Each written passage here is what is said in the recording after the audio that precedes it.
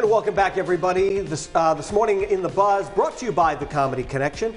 All morning long, we've been celebrating Halloween, which is coming up on Sunday. That's right. So the top costumes of the year include Squid Game. Of course, that's a massive hit series on Netflix, and we had a feeling everyone would be doing that this year. A gorilla is the #2 most popular choice this year, followed by a rather toxic costume, Britney Spears. That's right. Now, and according to Google, here in Rhode Island, Harry Potter's Hermione is the most popular costume. That's what I'm going as, as you know. So that got us to chatting about some of the costumes of our childhoods, you know, what makes for a creative costume, that type of thing. And first of all, I think that you should have gone as Cruella de Vil. Yes. Thank you. Yes. Maybe next year. But I like to get creative and silly with names and that kind of thing. Well, I was saying, even when you see different pictures of people, even if it's a couple of days later, and you see how creative they are, and you're like, oh my God, I should have thought of that. That would have been something really cool. But even we were talking this morning about that whole picking of the costume as you're a little kid, and trying to figure out where, you know, what you want to be, and then going and selecting that costume was always a big, that was a big deal for everybody. It was. You could go, they had the whole aisle, the whole wall was there, and you could choose whatever you wanted to be. I mean, I'm looking back, you know, remember, I said the other day about how there's a famous Jerry Seinfeld routine about Halloween where he goes, remember those last few Halloweens, just kind of going through the motions, you're too old, and you didn't really want to do it, and I would just throw a football jersey on. Oh, a football player, I just wanted candy. But when you think back to earlier childhood, that was when it was so much fun with the masks, and then you've been telling stories this week which are really funny, but you have those great memories. You really do have great memories, and I would either go to Ann and Hope, you would go to right down here on Route 6 to get your costume, you would go to Child World, which was there was one on Newport Avenue and then one over here. Those were the places that you'd go. Or even Betty's used to have a full aisle full of costumes. They really did. I can still remember the white facade of Child World. Now we have some, I believe, of you as a kid. Now that's my sister.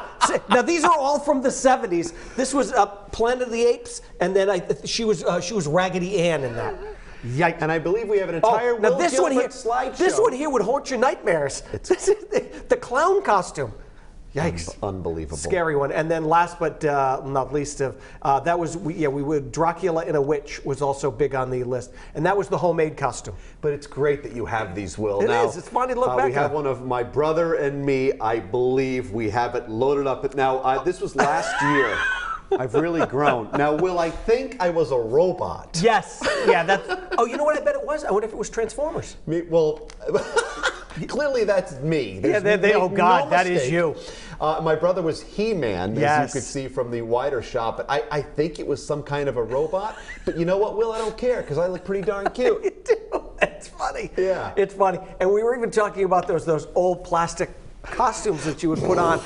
You'd have to tighten the elastic on it, and then you'd have that piece dangling aside of you.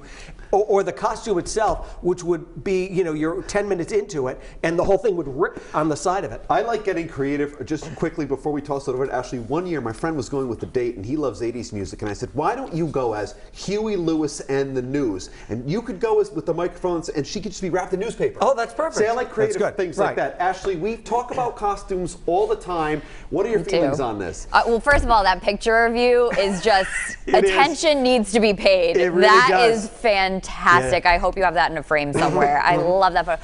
I love the idea of costumes. I think it's so fun when you can dress up.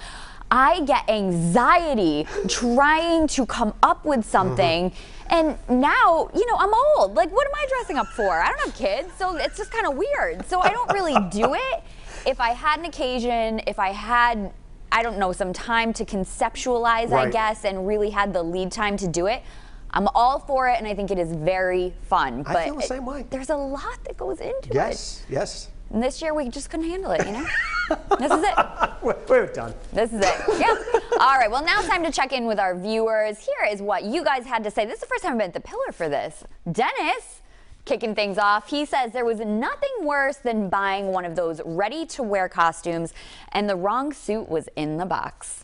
Linda is reminiscing about one of her past costumes. I've been to many Halloween parties over the years. My fave was Marilyn Monroe. I won first place. I love that. That is such a classic. James also has fond memories of costumes past. He says, I haven't dressed up for Halloween in years, but one year back in the late 80s, I did have some leather and a guitar that was definitely a metal guitar. I loved being that heavy metal rock star.